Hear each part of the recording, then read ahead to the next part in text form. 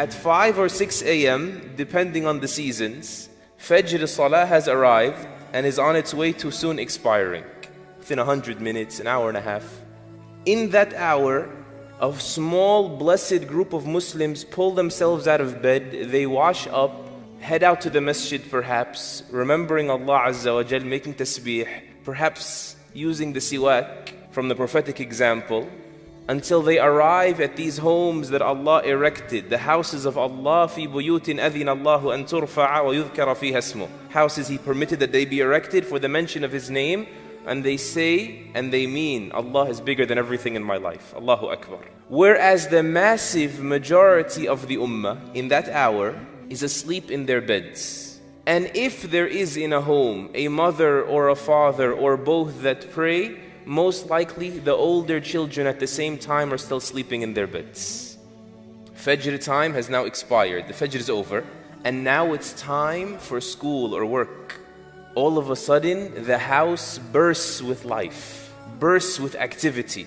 The alarms are going off like they're sirens. Like people have to run for the bomb shelters, and the hallways get crowded, make lines in front of your bathrooms.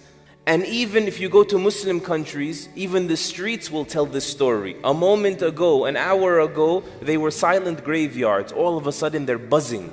Traffic in the streets and people cutting each other off and honking horns, and there's coffee lines. These 2 hours tell a great deal of the story about the condition of the Muslims with regards to their deen. You know, there are many parents out there, many mothers and many fathers that wish that their child, their children pray Fajr on time.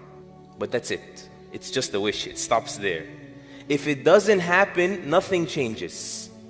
But if you compare it on the other hand, if your child were a few minutes late for work or school, what takes place? Immediately, the tensions rise. And you storm over to their bed, and you say and you do whatever is necessary to make sure this child gets there on time. Question, is it wrong for people to be concerned with their jobs, their careers?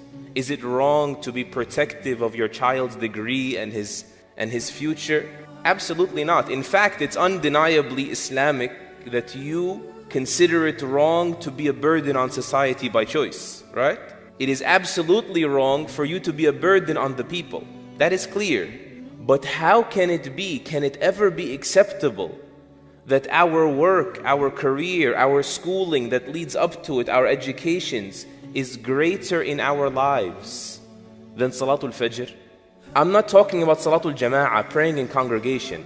I'm talking about what has never been debated in the ummah of Muhammad sallallahu alayhi wasallam as an obligation for the past 1500 years.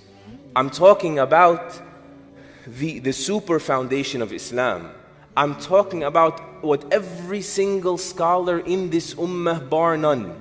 There is no scholar you will ever find among humanity or even in the jinn that has said it is permissible for you to leave Salatul Fajr until its time expires if it's in your hands. If you can do anything about it. So long as you're conscious and you're not a woman who's on menses or postpartum, there's a time for Salah, it cannot be deferred beyond it. As a matter of fact, Ibn Hazm and Ibn al-Qayyim say all the scholars of Islam will also agree that missing a prayer deliberately until its mandatory time expires is the greatest sin by ijma', by unanimous agreement, greater than murder, greater than drinking wine, greater than zina, greater than cruelty to your parents. Do we see it that way? In fact, the only thing they debated over is whether or not leaving Salah, giving up Salah like this, or certain forms of giving up Salah, whether they invalidate your Islam or not.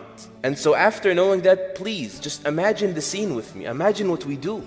You get up in the morning if you pray Fajr and you tell your son, Fulan, Habibi, Beta, whatever, Salah, if we do that much. Come on, Salah, Allah yahdeek, may Allah guide you, get up.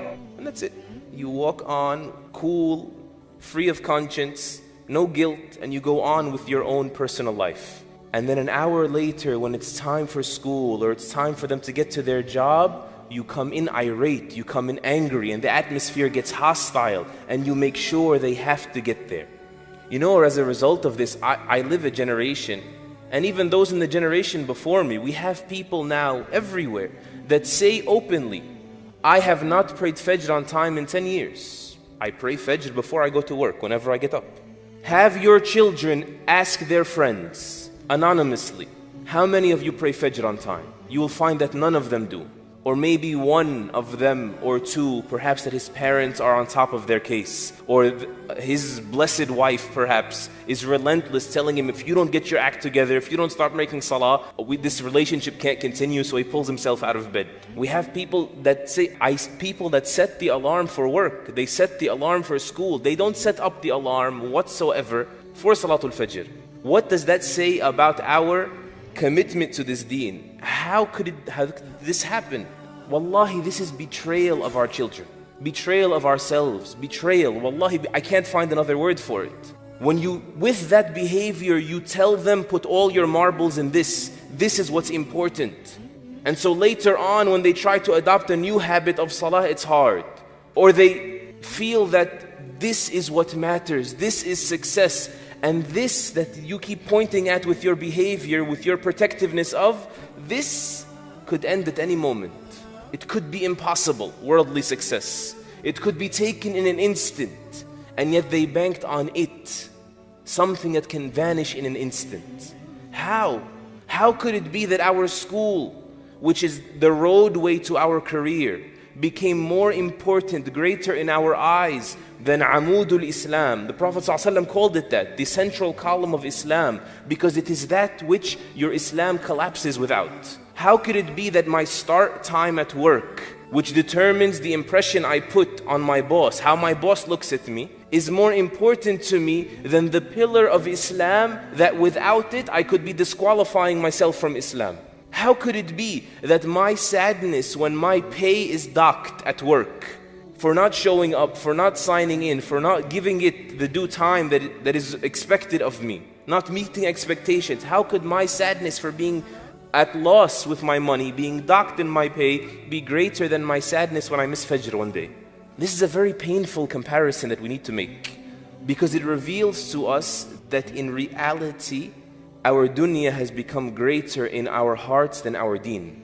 Whereas Salatul Fajr, that hour of Fajr, this is the most honest hour, because it will honestly answer that question. Is dunya, worldly gain, more of a priority for me than deen?